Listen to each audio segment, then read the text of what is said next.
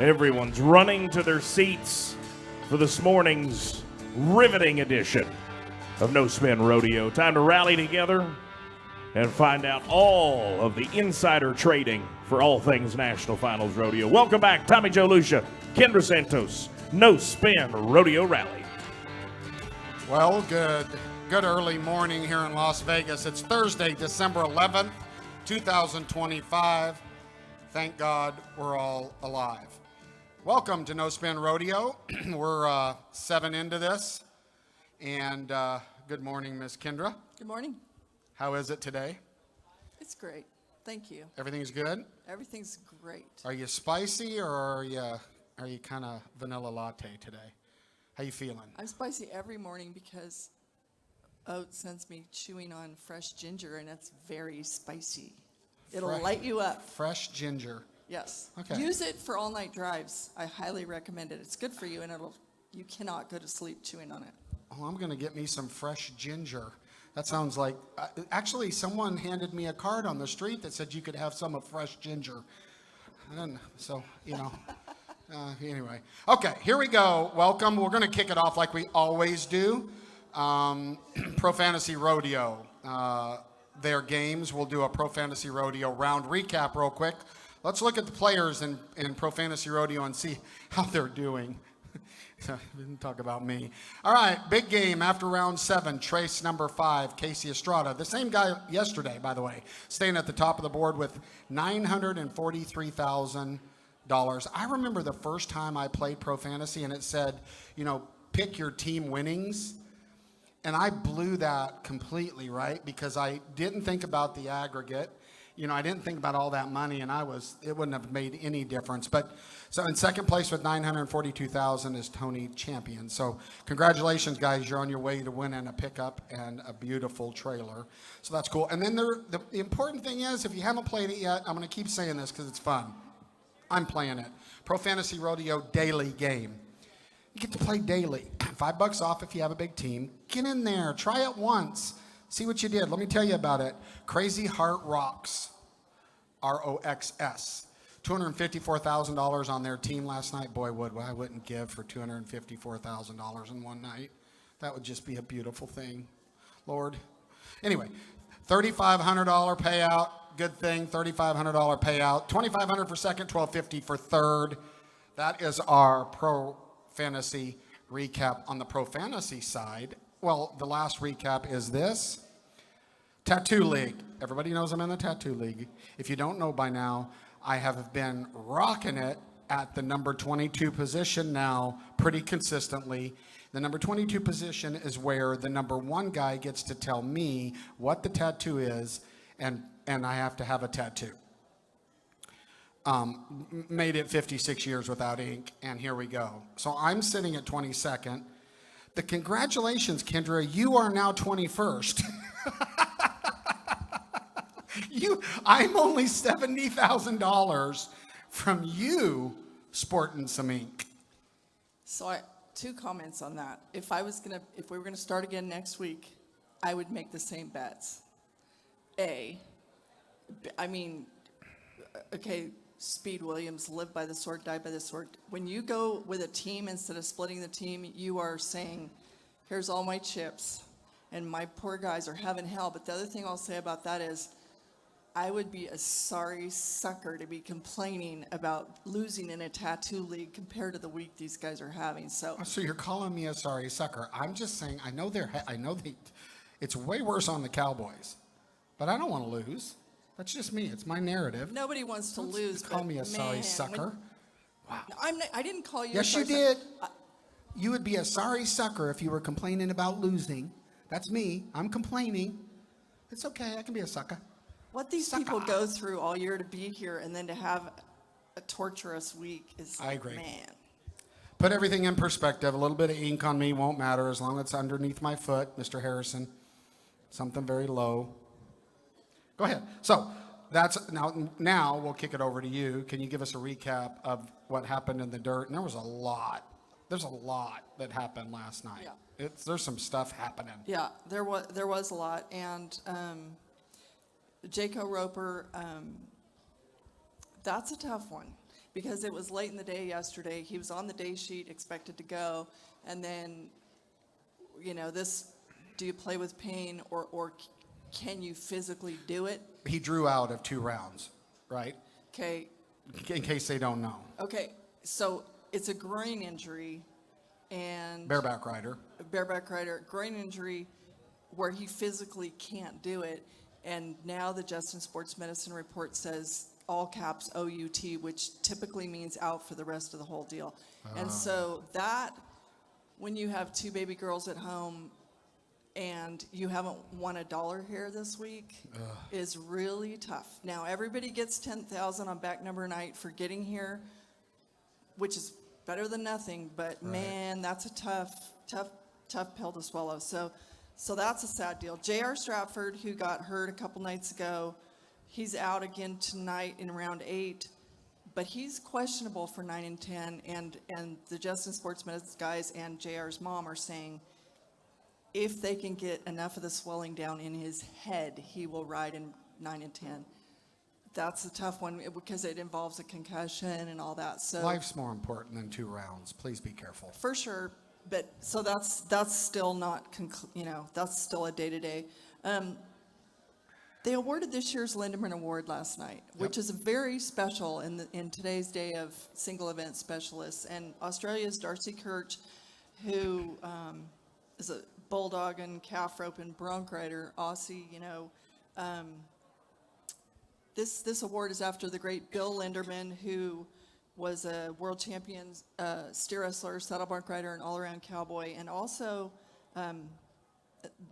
back then, the Rodeo Cowboys Association president. He was the first guy, I believe, ever to win the Triple Crown.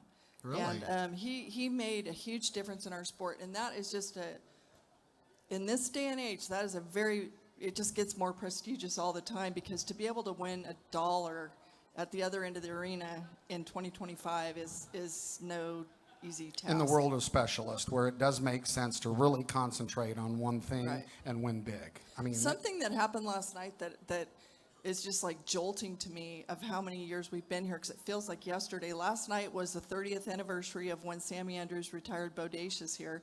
And I remember it like the conversation clear as crystal. Like Sammy was crying because his notorious legendary bull, he had to retire him before he killed someone, because he had that deal where he would jerk guys down and then throw his head back. And I remember, what was it, Scott Bradding? They were wearing helmets, they were ready for it, and he was smashing the helmet into their face. It was a really tough one, though, to have that kind of a notorious animal and say, I got to pull him up in his prime. That was a big I deal. understand that, but I think I think it was the right thing to do, Yeah. because that bull was very, very athletic, but also very, very dangerous. Very dangerous. Just yes. very I dangerous. was there when he obliterated Tuff's face Yeah. at the PBR finals. That was the most gruesome thing I've ever seen. Okay, in the bareback riding last night, Jess Pope won the round. And also of note, which Jess, this is his 6th NFR, and he's won the average 3 times. And right now he's second in the average only to Wasey Shala. So Come on, Jess. there's no one much more consistent than that guy. Cool deal is that Waylon Bourgeois rode full baggage last night, Frontier's full baggage, and that horse is 23 years old, 19 times NFR, 2-time champ of the world, and is retiring after this After NFR. this NFR? Yes. So that's, Cloning in the future. Congratulations on that. Okay, Rowdy Parrott won his first round on the steer wrestling. He went last night. It was 4 flat. He is riding Crush, Ty Erickson's horse, and I just did some quick math. Rowdy, Stetson Jorgensen, and Ty have won $262,329 on that one horse here this week. So, And congratulations. that was a clinic in bulldogging. Watch that run. That was good. Yeah, it was. And we had a horse change last night. Dakota Eldridge got on Ringo Robinson's, I think her name's Monroe, and he's got Tyler Pearson, the world champion, over on the hazing side on Metallica, who's one of the most notorious hazing horses ever.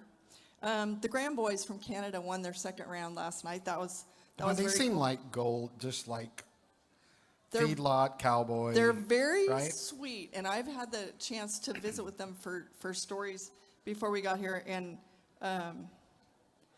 they're cool. And that yellow head horse Outlaw, he's really cool. Like he snaps around there and gets you a quick flag. Clint Summers and Jade Corkill are the only team now that's 7 for 7, and you can see now they're playing the long game now, and you can see it. Last night, Yep, Clint absolutely. did not blow the barrier out of there, but he went and made sure he caught him, and you can see this confidence with them since day one and visiting with Jade before it even started. Like his game plan, like that guy's a predator in the arena, you know, and so that for him to just take some time off and then come back. Like Well, you he can never tell they're missed. playing businessmen, which is good to see. Absolutely right. And the thing about like Clint, he's got the horse of the year, Joe. This is reminiscent of Speed Williams back when he had for the long scores he had Bob, and then he would come here and he had a secret weapon in Viper. Not so secret after the first year, but now Clint has transmission, who is made for the Thomas and Mack Center. So he's armed for every situation. Statler Wright won his second round in a row last night. So that was cool. And then we turned right back around, and Joel Braden Harris won his second round in a row also in the tie down.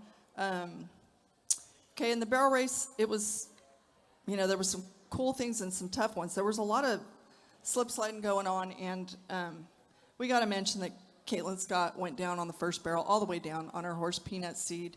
And and that horse, the coolest thing, Finished the pattern. We got a picture that we'll throw up of that horse coming around that third barrel riderless. Look at that. I mean tight, right? Well, and you talk about the animals, right? That they love it. They love it. Yes, and also that picture is taken by the master, Kenneth Springer. Golly, I'd be shocked if he hasn't been shooting those girls for at least 50 years. He's the barrel racer's best friend. And then, interesting, and to say that fall, they had gotten a check in every single round, and were second in the average only to Cassie Mowry. So that was really. Let's talk about all that ground stuff on the backside of this. Okay, all right. Haley Gibson Stillwell won the round. She was 13:45. Okay, and she mentioned that going to the left was a big advantage. Well, okay. Yeah, I can understand that. Mentioning it. Okay. The bull riding. Only 2 guys rode. TJ Gray, 90.5 on Cord McCoy's Blue Duck. He wins the round.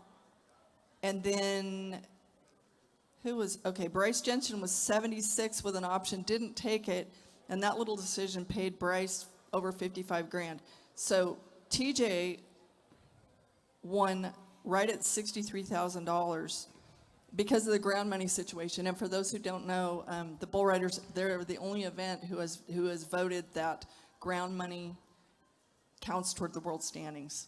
So and ground money is so you take all the money available in the round, and if only 2 guys they do the breakdown. If only 2 guys make the whistle, they take all that money and they split it by the divide percentages. Yes. Yeah. So that's why instead of winning $36,000, he went 68 or whatever it was. And Stetson Wright was fouled in the chute and got a re-ride. The re-ride was on Buck Nasty, which last night seemed fitting. They did hold him till after the rodeo. Most people didn't leave. We'll talk about that. That irritates me. Okay. Wasey Shola leads the Top Gun which is for the most money won here in a single event with a little over 150,000 in the bareback riding, interestingly enough. And I wanted to just make a mention of the fact that TJ Gray rides with his hand upside down, and most people ride underhanded, like 99.9%. So he rides like most bull riders. You've seen it. They pull the palm. They do the pinky wrap. He rides like this. And when you ride like that, you really have to sit on your hand. Like if you want to watch him in the chute, not only is that interesting, but when he slides up, he is almost sitting on his hand. And the reason he does it is to compensate for a wrist injury. And, I can't decide whether that's more unbelievable if somebody could figure that out, or the guys who literally switch hands. I've seen guys switch hands in the middle of the NFR, and that is like, I mean, that's almost like a calf roper, roping left-handed here. It completely changes the muscles, right? Yes. What you're using. So this way, you're locking in with your bicep. Does that make sense? And your chest. That's your pull. Well, when you turn that hand over, then it goes straight into upper body and core. Does that make sense? Because you don't have near the strength to pull this way than you do this way. So it's a very completely different way to ride a bull. I have the what if sheets, and so I'll just rip through those really quick. Can we bring our guest in so they can talk Sure. about it? Sure. Is that cool with you? Yes. Let's bring our two guests in. Ladies and gentlemen, we'd like to bring in interesting people. So the first guy that I'll have come up and sit by me is the big boy, the champ of Flying U Rodeo, Mr. Reno Rosser, one of our top commentators on No Spin. Big time ratings when old Reno gets on. Welcome to the stage, Reno Rosser. And then Hi, Rena. a guy that we all know, but not everybody knows, but part of a great family in rodeo, does an interesting job. Bring to the No Spin Rodeo, Mr. Andy Hilton. We'll get into his job, but take a look. Would you walk out front? We want to get a full body shot of you. Now, don't turn sideways because you look thinner. Black does help, but it doesn't fix it. There you go. Just want to look at his, because now all of you that don't know anything about what we're talking about, you can be thinking about what his job is at the NFR. Yeah, that's a very flattering suit. Well, it's a lot less flattering at the end of the perf. Welcome. Hello, Reno. Grab that microphone. How are you today? You good? I'm wonderful. Now, I think this is interesting, so we'll jump into everybody. Flying U, Cotton Rosser, one of the outspoken, smart businessmen in our business, which is why I have much respect for Reno. Interestingly enough, you flew home. Tell us what you guys are doing at the ranch right now at home, because I think a lot of these people would love to hear this. Well, because we make so much money in the rodeo business, we have to sell Christmas trees in the wintertime. So, no, we have a Christmas experience at our ranch, Rosser's Christmas Corral, which I started 20 years ago. And not only do we sell Christmas trees, but it's a rodeo experience. In California, we're always having to educate our fans. So when you come in, there's a PBR, PRCA. It was a bull Stetson Wright said would make the NFR, and I bought him, and he never did. But anyways, but he's a real gentle bull. He's a good photo bull, Yeah. right? And so people can pet the bull, and they learn about the bull. It gives all the facts. There's a mare and a colt. There's a bulldog and steer, and they learn about rodeo, and they learn about agriculture, that trees are agriculture. So, and then if they want to buy a Christmas tree, they can. That's great. And my wife, my attorney wife, is the cash register. She's at home watching the kids while I'm here screwing off. So. Selling Christmas trees. Yeah. Do you flock them? Yeah, I love to say that. No, Do you flock them? No, we have a mother flocker, and he can do all colors. And yeah, in California, we did a Raider tree. We do a Niner tree that always falls down. But Okay, by the way, Flying U had the horse that Statler Wright won the round on last night. So along similar lines, did you name this horse Talk Dirty to Me, Reno? well, as you know, everybody in the PRCA office, besides the top, doesn't get paid enough. All the Procom girls, all that stuff. So there'd be time where I'd turn in the stock, and the gals, do you have a name for this horse? I'm like, just give me a name. So that was actually a Procom operator that named that horse Talk Derby to me. So anyways, yeah, no, that's the story behind that. So those Congratulations. Girls, and those girls follow that horse throughout the year. They're like, oh my God, they won that rodeo on that horse, and they're pretty proud of it. So gives them a stake in it all, right? I'm speechless. Go ahead. It's good timing that you weren't flocking. Yeah. You're back here. Yeah. Yeah, good timing. Well, let's switch over to our next guest. Mr. Hilton, do me a favor. Share with our fans. You are a official contractor of the NFR. Not everybody understands what you do. Would you tell us, as detailed as you can, what your role is during the Wrangler National Finals Rodeo? So I am on the timed event crew, which there's, I think, 6 of us. And the year I came on, they said I had to push the team rope and steers. So before I came on, they would have someone run the extras in each event. Because years before that, they would have someone on the timed event crew push, which they didn't want to, right? So they didn't really try the hardest. Now push. Now there's some of these Sorry. people out here. Sorry. Right? I mean, So we I all push all- push. yep, Depends on how. So I get in the hydrated you are. chute, and I'm the one that holds the steer of the calf to the front. And when they nod, I send them. You shove them. Yep. And there's a lot more to it than that. Knowing cattle, Yeah. if something lays down, what's our procedure? Maybe waiting till the last minute. We try to have a game plan on some of them so they can, once they're in their corner, we get their head and they go. The basic purpose is not only, it's part of it's production reasons, right? So to where they can nod quicker, but also to keep like the playing field like level, right? For Yeah. fairness. So everybody gets like the most fair For sure. shot. Yep. And I think some of them over the time don't know they can come to me because I think it was kind of don't talk to the pusher or no tips or, they don't know they can You do anything. get tipped. Yeah. So now some people will come to me and be like, hey, I got the calf that laid down 2 nights ago or 3 nights ago. What about the guy that's running the catch gate too behind you? Does he get a tip? Nope. Wow. So So good, I guess. Or the guy doing neck ropes and saving lives in the buck and shoots. can you be fined for anything? That's yes, because I am I'm a card holder. Yes. Do you ever insert your finger in an unwelcome place to get the right kind of results? That would be something Tony Amaral would say to me. You know what? Does he not look a little bit like Ty Erickson? Ty Erickson? Has anybody ever told you No. that? They say I look like Hambone, but I said Hambone's not that good looking. Hambone. Do you have a nickname? Nope. Like beef stew Nothing. or biscuit Never had one. No. or gravy or Big serving. hawk? Nope. Tell Big people, Sir. Tell people who Hambone is for the. That's my those that brother. 2025 music director Yep. of the Yep. year. I think it's his 4th time. Yep. Really good music player. He's okay on his podcast. We won't talk about that one right now. They're good. They're good. Rom Chat's good. Okay, so now we're gonna go through some different things of the performance. The only thing I would ask you, I've got a question for each of you real quick, more specific to what you do, and then we'll jump into the rodeo. You cool with that?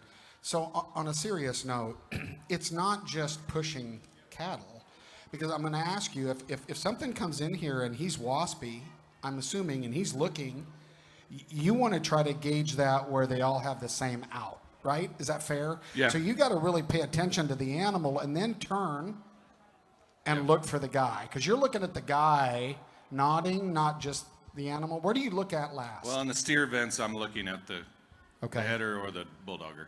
Now- And so when I get them to the front, and the reason the coveralls were actually my idea, and it's nice because I can get up in there. And at a rodeo, if you're pushing somebody, you're just going to use your hands. But I would get gassed the first year using my hand. And I feel like when they came back, I had no leverage. But instead, I used my right hand, and there's a kick plate, and I hold there. Did and they weld that for you? Because I No, noticed it's it was, perfect. I don't know. It was years ago. They said whoever was on the latch, the steers would kick, and he didn't like it, so they put that kick plate. But anyways, I get up in there and I hold. Do we have that picture? We got a picture of him, I think. Oh. We'll bring up. Kind of shows your There game you go. your game time position right So there. as you see, my right hand is down, but I'll hold that kick plate, and then I hold my left hand right there, and then I put both back feet on the back of the chute, and I look back. Once he's to the front, then if something happens, they'll yell at me, get him up a little bit, Andy, or point, or reset or something, because I can't. Oh, they'll I don't yell want at to you. miss. I don't want to guy miss the will? nod, the cowboy will, or Wagley will on the heads. He'll yell at me. I have a finer tune point. Is there a rule? At the junior high finals one year in Gallup, New Mexico, one of the dads, his kid wins the first round of the calf rep, and the kid gets a no time in the second round because his dad, who was pushing, broke the plane of the chute. Is there a rule? There is. So And it you- happens at rodeos when I'm working them. The contestants sometimes will go clear out. They won't give them a no time, but they'll give them a stern talking to. We've had a case this week where somebody had to run the extra because you couldn't get The steer up. to cooperate or whatever. Yeah. Are you in on having a conversation with anybody in that? No, decision? not really. I mean, we all know. I mean, the other night that steer was down. We were using our help, and it still wasn't working, and we all knew he wasn't getting up. And there's sometimes in the tie down, I've looked at Shad once, and I go, he's not going to, and do you want to take him down? You know what I mean? But that's about it. everybody in there knows, I mean. you've So been you around put both of your feet the- against the back. I do. And that's why you look like you're doing a header every time. It was never for attention to go down. Oh, It was- whatever. It worked. Sure but- helps with the tips. Yeah, but yeah, I can give all, my both legs and both arms shoving as good as I can, and then it was just easier going down, and I wasn't as gassed at the end of it. So So I'm going to turn this over to you. Most stock contractors put a lot of time and effort and thought into their pushers. Explain to us the Flying U pusher process. Is there a, is there a grading period? Is there a testing period? Or is it, hey, Bill, put your beer down, come out here? It's usually the quickest guy on the crew, and the reason why he's so essential to production is I can tell you from a lot of other non-flying U or Survey rodeos is that at a normal rodeo, Joe Bob walks in, twirls his rope.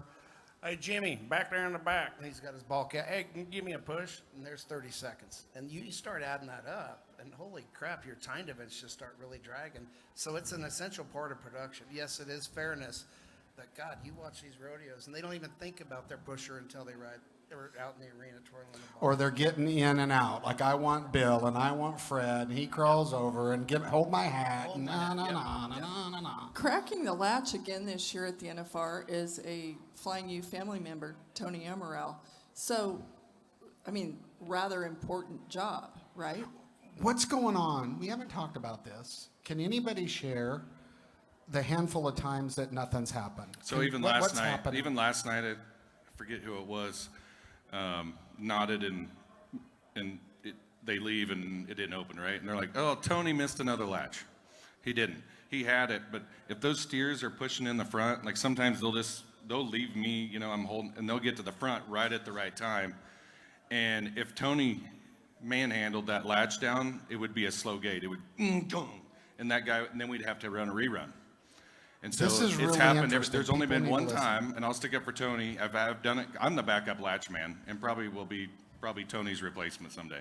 So the other night with Tom Kraus, he, sometimes they're looking ahead. And it's hard here. People are nervous. Not all the contestants nod the greatest, and the latch man gets hell for it.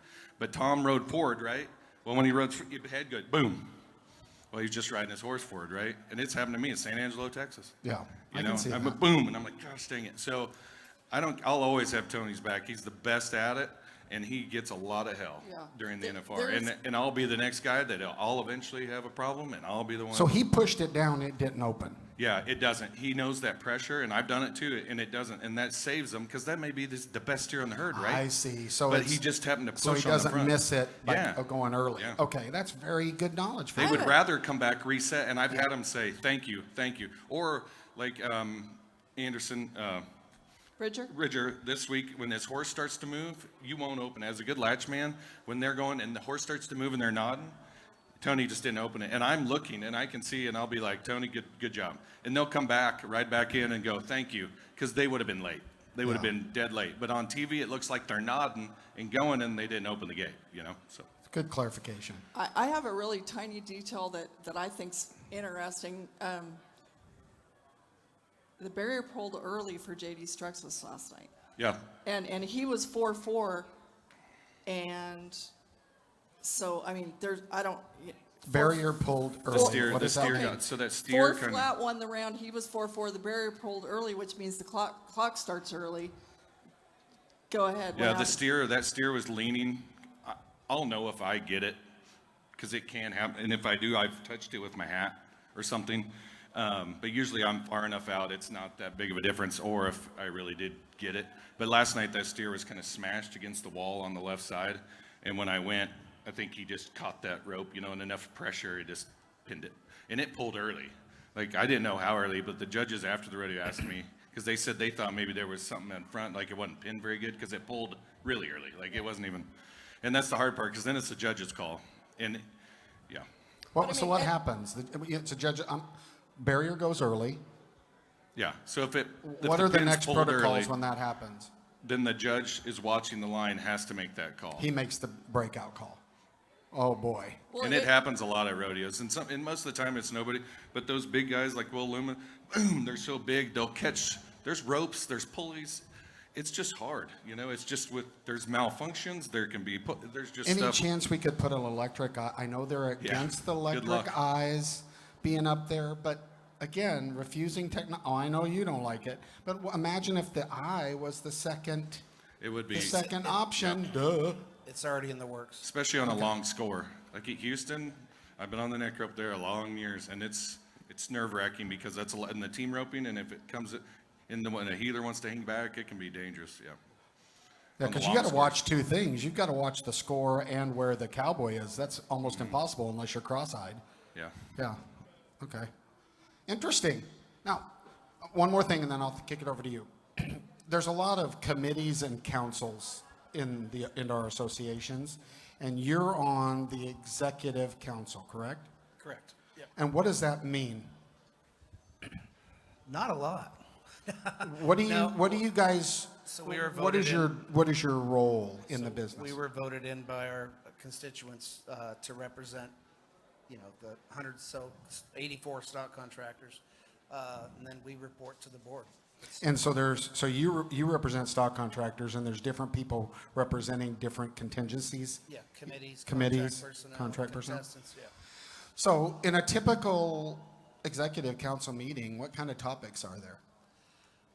Well, I mean, that you can talk about, I guess. I mean, you know what I mean. But do you talk about rules, fan engagement? Like, what is it? not fan engagement, because I don't know that that's a stock contractor issue, but like what Kirsten Bold and I It's have an worked- everybody issue, by the No, way. it is. It is. It is for me, but not for your typical stock contractor.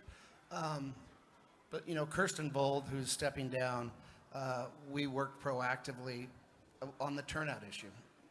Changing it from a 3-hour turnout rule to an 8-hour. And we even had the rough stock guys on board for it, and it got held up by the timed event guys. And look, I don't care if a timed event guy turns out.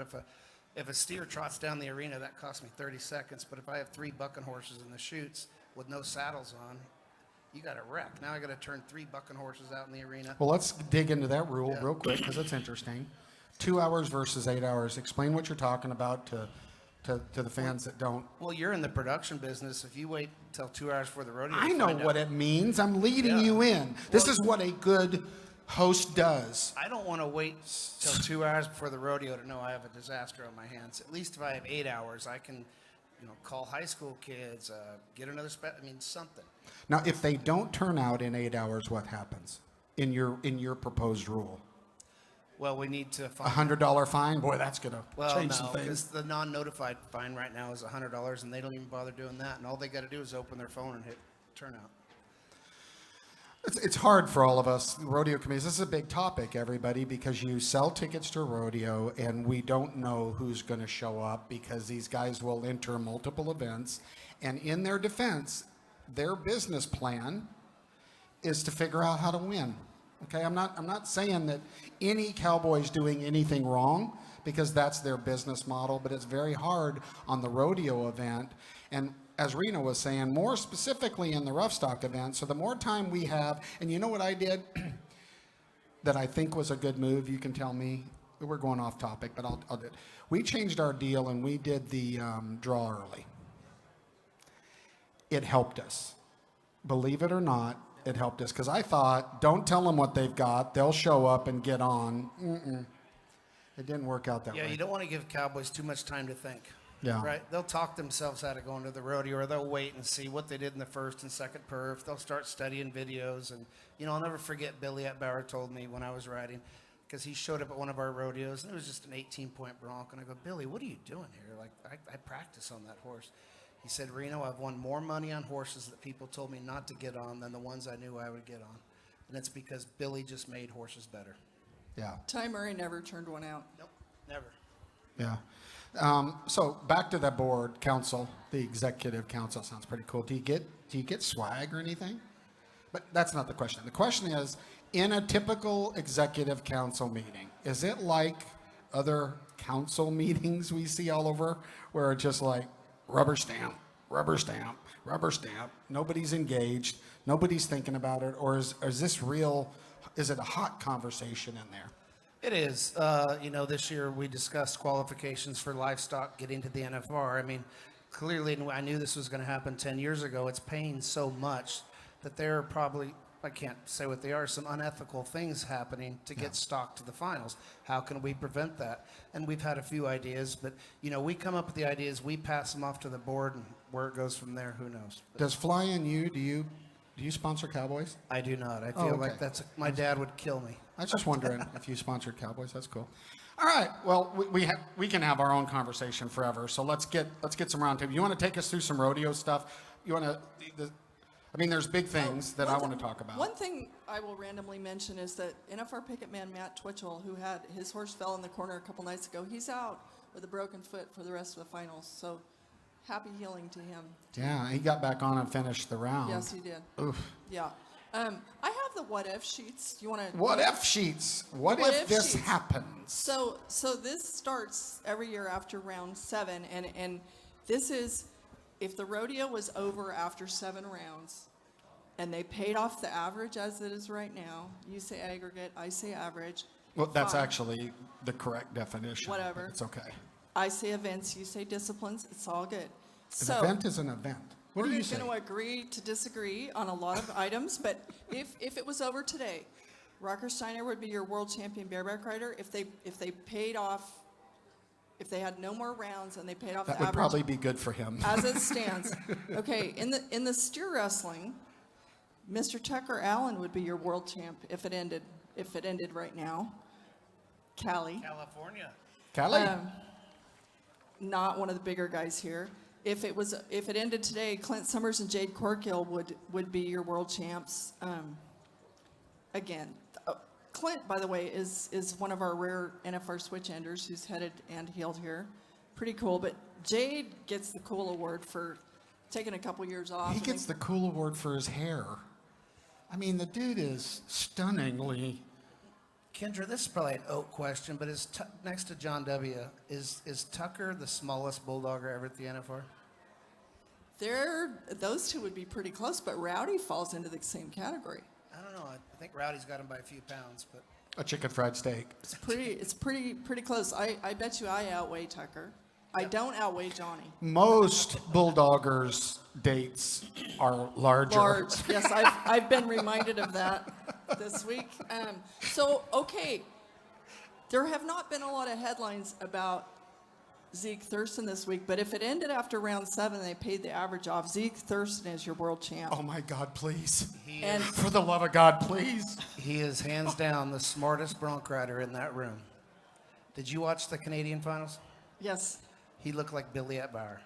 And then when he gets here, it's all business. He's not exposing himself like he was at the Canadian he finals. gassed her out last night, though. Well, That's come what on. it looked I'm like. talking about 6 of the 7 But rounds. he's winning the average. He's making business-like rides. And you want to know why? Because at the Canadian finals, they don't pay a big average. Oh, don't you start with that on I'm me. just saying. Zeke rode lights out like I've never seen him ride at the Canadian finals. And it's just every night's been a businessman's ride. Yeah. Whereas Stetson and everybody else is just going Great for it. chance that guy has the most world titles ever before he's done. Yep. Because he is smart. Any comment from the, come on, you've got to have a thought. Did a thought not cross your mind in the last 5 minutes other than, boy, I could sure use a donut? Let us get back. I love your two, how you both have different views, and then she doesn't. I just like it. It works I think good. I can take him, don't Yeah. you? But I think she can take me too. I do because like. you're a Bulldoggers. I mean, not too many of them I do can. kind of agree with the. I know the average thing is nice for a payout for someone that's maybe not have the greatest week, but it sure is exciting every night when someone goes out the first round. It gets pretty exciting. It Yes. completely changes the dialogue. It makes this way more compelling.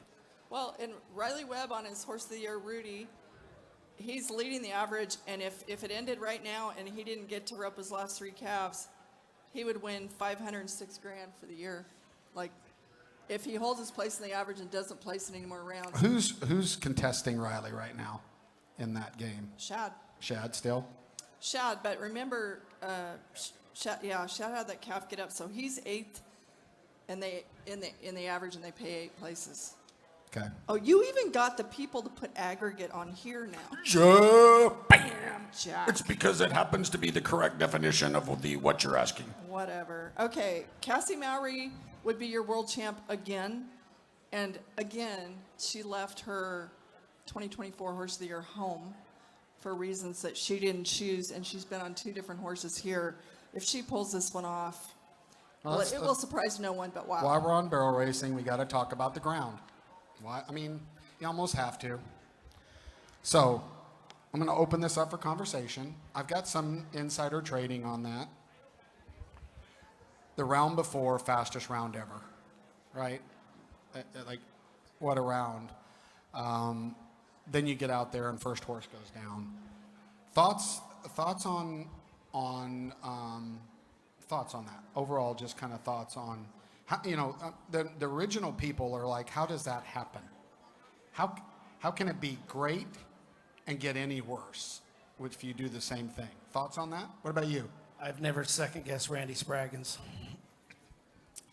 This is true. I'll talk to you. I'll give you a little insight of what Spraggins told me. You? Any thoughts of My only this? thought is for the people that are just blasting and acting as though like no one cares, like what the hell's going on here, no one cares. It is not for lack of effort and try. If something isn't right, it is not for lack of people staying up all night long out there on that tractor with the water and trying to get it dialed in right. And we talked about the probes and the water. What this highlights, and then I'll share a little stuff. What this highlights is this ground actually changes as it lives in that Thomas and Mack. The little things that people don't understand. Did they leave the air handlers on overnight? Right? Or the roll-up doors. Or the roll-up doors. Old Bill's like, yeah, it's a little stuffy in here. Fred, flip that switch. Let's get a little air in here. That completely changes everything. And you know what was brought up to me that is interesting to me? That, again, I'm not saying this is it, but we never contemplated the missing of the grand entry.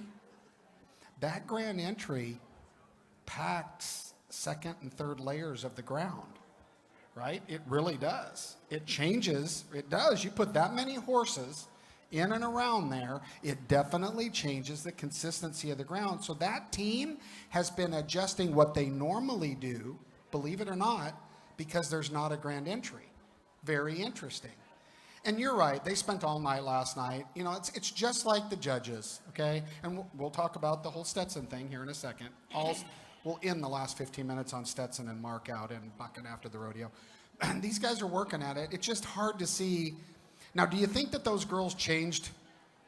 I'm not a barrel racer. You guys know I'm not a competitor. But did they change their approach and stuff? Did they talk in the back and say, hey, hit that corner tighter? Because it looked like maybe some of those girls that hit the barrel were trying to go into that corner tighter so they didn't get outside. Again, I don't know. I don't know nothing about this. I'm just asking. Anybody have any insider on that? I don't know that you can necessarily change your angles, because if you change your angles, say going to the first one, then you're not set up for the second one. So, But they definitely, don't they change their angles every time? they change their angles the most when you can really notice it is when we get toward the end and people they're doing well in the average, and you can tell that they're kind of holding their horses off of those barrels. Because 10 nights, especially if you're on the same horse every night, to ask a horse to not, I mean, some of them hit it on the way out, just finishing their turn. They're kind of like doing their job and they just get it, and if you don't have Emily Beisel with the classic leg lift, they just barely tick a barrel unintentionally. But, otherwise, I don't, if you don't come out of one correctly, it impacts the next one. And they're starting to show this AI, like, tracking those girls. And I mean, the tiniest little tweak is the difference between placing in the round or not. So you guys, both of you, in the last 7 days, conversations on the ground, on the timed event, have you heard anything? Have you No, been but standing? I'm out there 3 times a day, and I'm there for all the barrel practices. Are those at 5:30 in the morning? Some at 6, some tomorrow morning 7 a.m. We love to get up early and go to barrel practice on the timed event crew. Sure You know you what? do. Do most I'm of sure those you do. girls at practice? Do most of those girls go slow? Real slow? Some walk. Some Lisa Lockhart will lead her horse sometimes the first time in. In the first practice, some of them go full on their first run. So it's just depending. Some are full on, like they're trying to make a run, and some trot. Some go around a couple times and then they leave. Yep, They're kind of mostly, I think, trying to get them to like relax and maybe free up a little bit. I'm sure. And they'll switch horses. Haley rides a couple different horses during it. So And, about and you? so and none of them You have know fell. None of them have fell during the practice either. Well, when so. you're leading them, I bet not. This is the perfect person to ask about the people have been fined for riding in the arena. Is that during the middle of the day? No, yeah, they can't be in there. There's open arena times. So tomorrow, I think it's 7 to 8 is barrel practice, 8 to 9 is open arena. And the other morning, there was a few that were just in there before we did before we had open or tying the calves. So Yeah, but that's probably a conscious decision. They know they're going to get fined, right? Huh, yeah, well, we can get fines. Anything on dirt? Any of your little clannish crew talking about Hey, that? I'm coming off a round win, so I thought the dirt last night was great. So The lines didn't bother you? I heard Rory complaining about that, but as my dad or Alan Jordan would say, the lines are out there for all 15 bareback horses. So Well, let's get to the fine list. We love the fine list. As you know, so does social media. They love the fine list. So let's look at round 7 fine list. We'll go down it and stop and get commentary.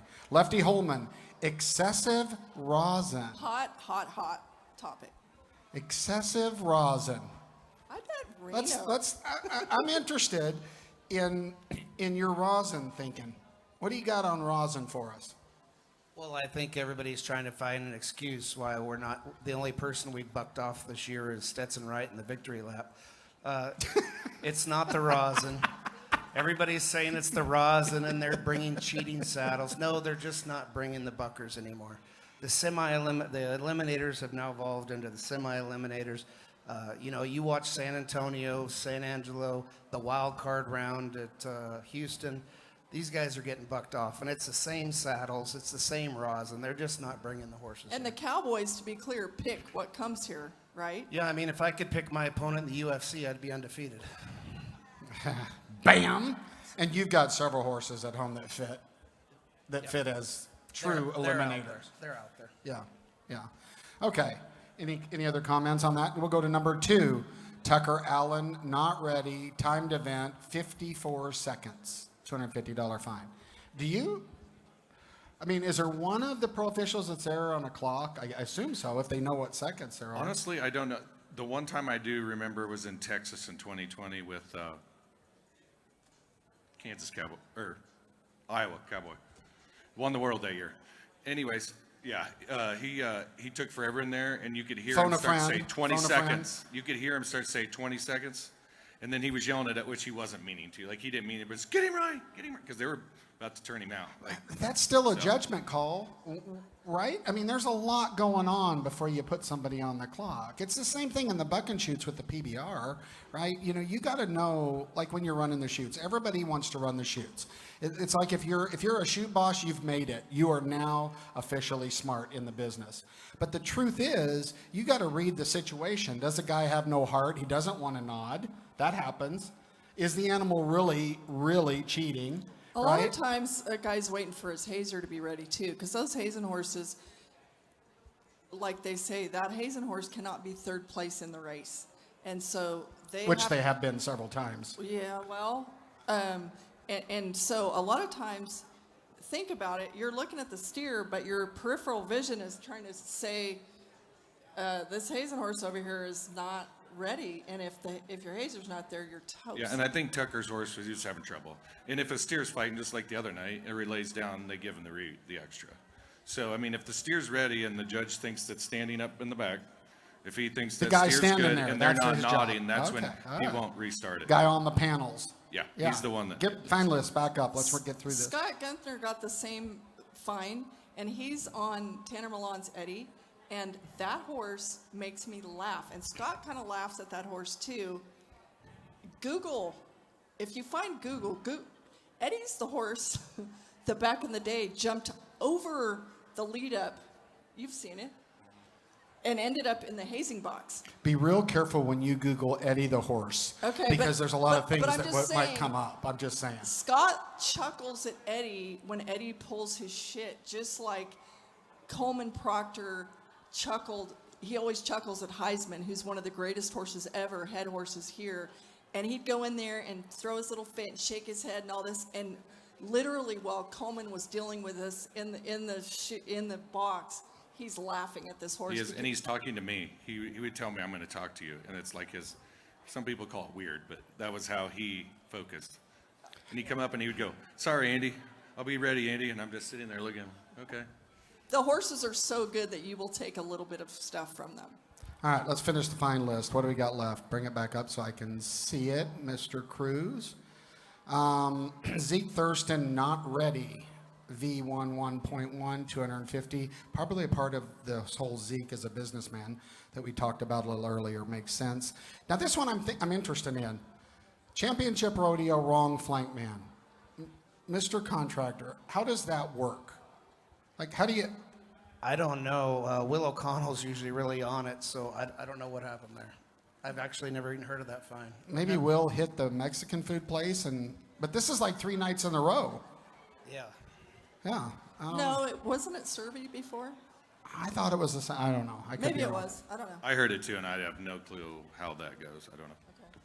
That's cool. Can I finish the what if? Or Because we does it only have have to do I'm with- sorry. Go ahead. Yeah. the last event we have on the what if they paid it off today like it was over. Stetson Wright would be the world champion bull rider, and obviously all around cowboy too. But in the bull riding alone, over 575 grand.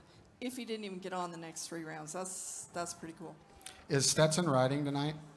I'm going to say yes, and kind of a quick yes. He wasn't even. He like walked away. I mean, we all saw like it Well, looked. we got 6 minutes left. Let's throw this out here. Okay. So remember yesterday we talked about Buck and the rerides after the show. The biggest story in professional rodeo is not only Stetson, but this race, and he can't go. And by the way, a kid that doesn't jack around. Like in the production world, if Stetson's next up, the production team better hustle up. Fair? Like he'll beat you. If you're an announcer, you better get your stuff out because Stetson is not jacking around.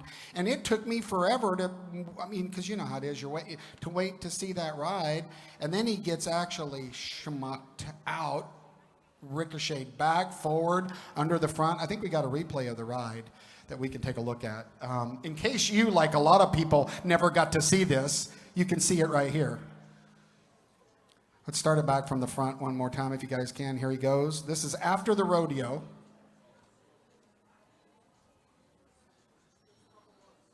There's a couple looks. We got a couple more looks tonight. We'll see what else. He didn't move at all there. Really scary stuff. There he is, packing a leg. Coming up the deal. This is, this is Superman in a cape, as the announcers say a lot. After the rodeo on his re-ride. And do you have is a medical report on him? Do you have what is the medical report? Yes, but it was like contusions. There was nothing. I've got it right here.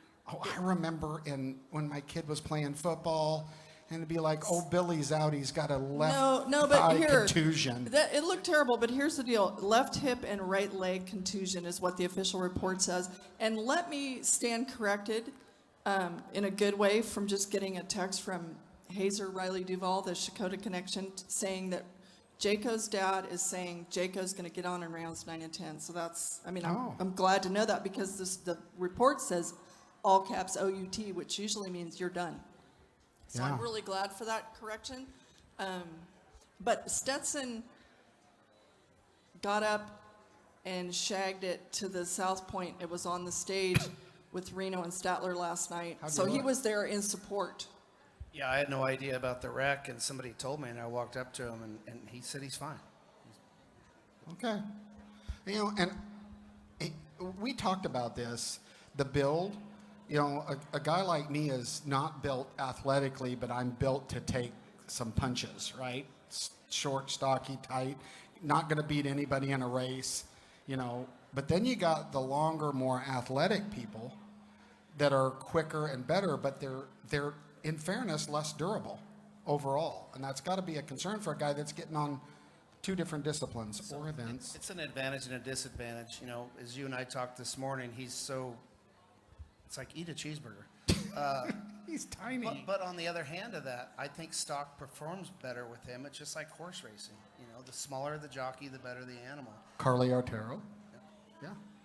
Tiny. So, yeah, he's getting on. So that's the update. Again, I really wish they would consider keeping those guys in the show. And now, let's talk about the missed mark out. Mark. Well, I'm talking about bucking him after the event. Okay?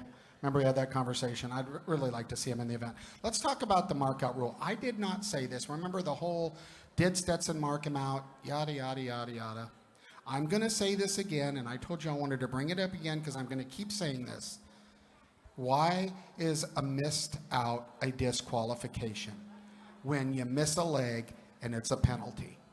Someone tell me why that they can't keep the markout rule, they can't enforce it, and they can't levy some kind of a point deduction for not doing that. And instead of a 0 and take them out of the aggregate. The highest level guys, I think, are split on this, right? From the people I talk to, some of them feel like if you don't do it, you're not setting up the ride, correctly, right? And there are pros and there are cons. What are the cons? That they don't get it right sometimes? We just got to get rid of it. Got to get rid of it. Why? Why?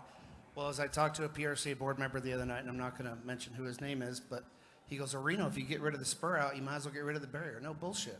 The barrier's mechanical. The spur out is visual. And we couldn't even get it right on video the other night. We as an association screwed up the other night. Stetson Wright did not miss that horse out. And arguably it could cost him and will cost him the world in saddle bronc riding. We messed up as an association. We need to do better. My fans in California, ever since Bob Tallman got put in the hospital at Reno Rodeo 20 years ago, being on a horse in the middle of the arena and explaining a spur out, unless you can visually show the fans what a spur out is, they don't get it. So if we can't do that, let's get rid of it and make it a point deduction. We've already done it at Fort Worth. We've done it at Calgary. I had a thought about this from this particular NFR. Like they're throwing the flag on the jerk down for the first offense. First offense is a fine. Second offense is a no time. What if here, the first time they supposedly miss one out, it's a fine instead of a disqualification? What if we did that? Well, I think still it's a visual call, right? Right, but Stetson wouldn't have gotten a 0. Yeah, but if you did the point deduction, you wouldn't take him theoretically out of the aggregate. Now, remember when Mr. Etbauer joined us, and after the show, this was a year or two ago, and I had the same conversation with him on there, and he seriously believes that we have to keep it because he seriously believes that it changes the ride, and it changes how the cowboy, and it changes the animal. So that's what I'm saying. Keep it. Right? The hardcore fans will know that he got a 20-point, I'm making it up, deduction, and on and on. How many points would you deduct, Reno, if you did that? Well, I think at Calgary and Fort Worth, they were doing a 5-point deduction. See, I don't think that's enough. That doesn't really I think that if you miss a horse out, you probably shouldn't place, personally. Well, you're not going to place in the round with a 5-point deduction. It depends on the round. Yeah, okay. Anyway, so it's just I just don't understand it because you want me to tell you, hey, newsflash, most of the people out there don't know and don't care. They just know that he got a 0 and they don't even know why. So, it's things that we have to consider and contemplate as we try to progress in this business. And this family right here spends half of their time or more advocating for professional rodeo in a state of Karens. I would say that not everybody recognizes that Reno is, like his dad before him, a leader in the charge of protecting our sport. And, for the 10 millionth time, if everybody thinks, what goes on in California doesn't matter to the rest of the rodeo industry, they're on crack because that's not true. Well, we got 32 seconds. I just want to thank my guest. Thank you, Mr. Hilton. Thank you. Good humans from the heartland, like the real place. Great family, real people. One of my favorite idols in this business, and I think a friend. It depends on the conversation. Reno Rosser. And the First Lady of Pro Rodeo Journalism, Kendra Santos. I'm Tommy Joe Lucia. Thanks for being a part of No Spin Rodeo. We'll see you tomorrow.